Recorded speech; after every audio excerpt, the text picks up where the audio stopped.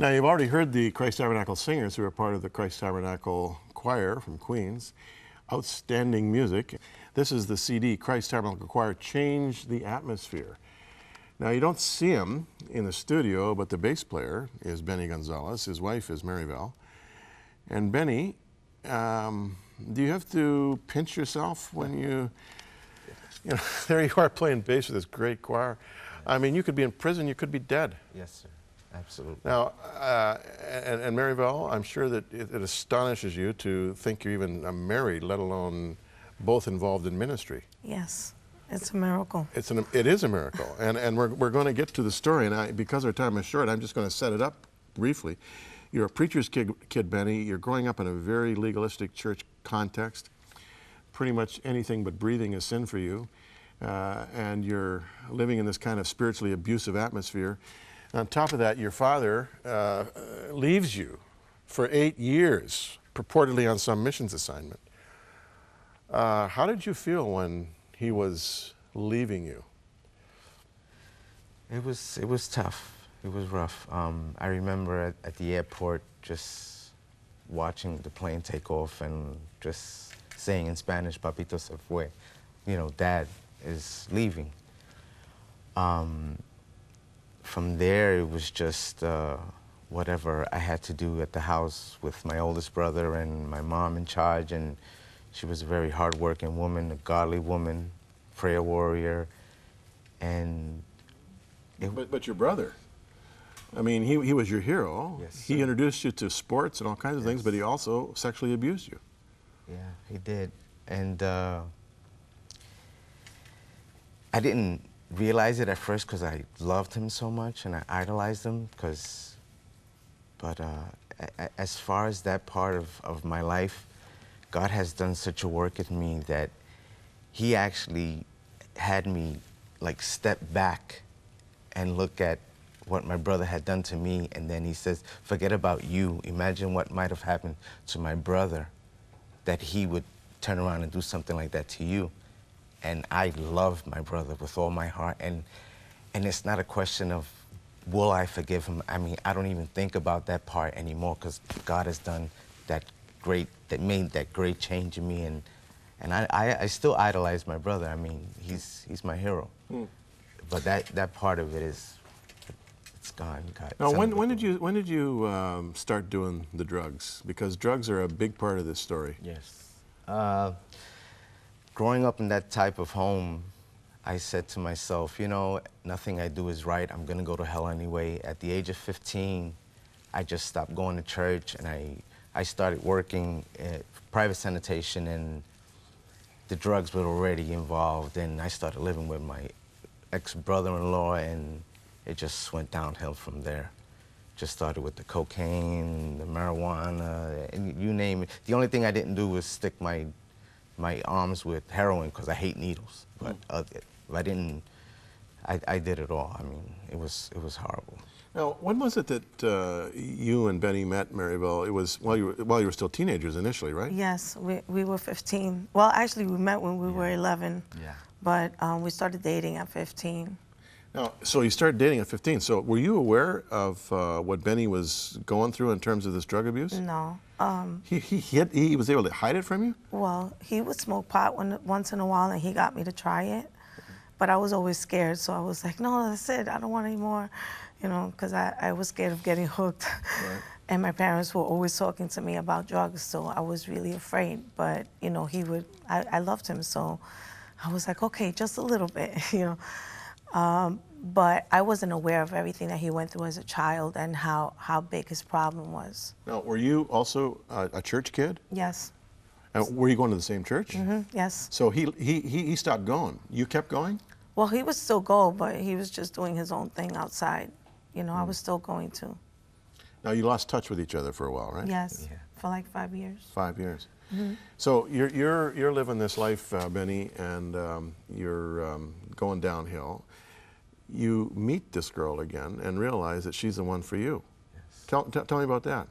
I mean, she could remember I always used to tell her I wanted to grow old with her.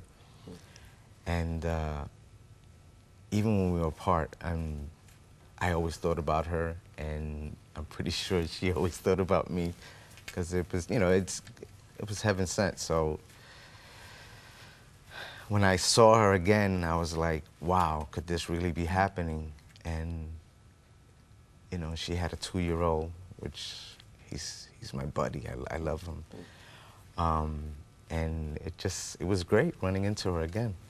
Now, did you marry soon after, or did you live together before getting married? And we lived together, right? You lived together. Yeah. Now, when did the abuse begin? You had a real issue with your temper, Yes. with anger.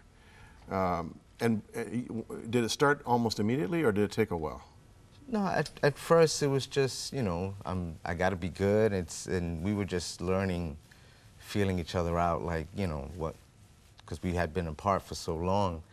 But slowly but surely, you know, when we got comfortable with each other was when the real me started to come out about certain things and the way I would react, and that's... Were you shocked the first? I think the first time you hit her right in the nose and broke her nose, right? I mean, did you see this as a one-off that'll never happen again, or did you realize, hey, I may have married a monster here? I was pretty shocked because, you know, I thought he loved me. But at the same time, I let him convince me that it wasn't going to happen again. He cried. He said he was sorry, that it would never happen again. And I wanted to believe him. But then it did happen again. It happened and again and again and again. Why did you stay with him as long as you did? Well, the physical abuse wasn't that often. It wasn't like I could count the times. But the verbal abuse was worst.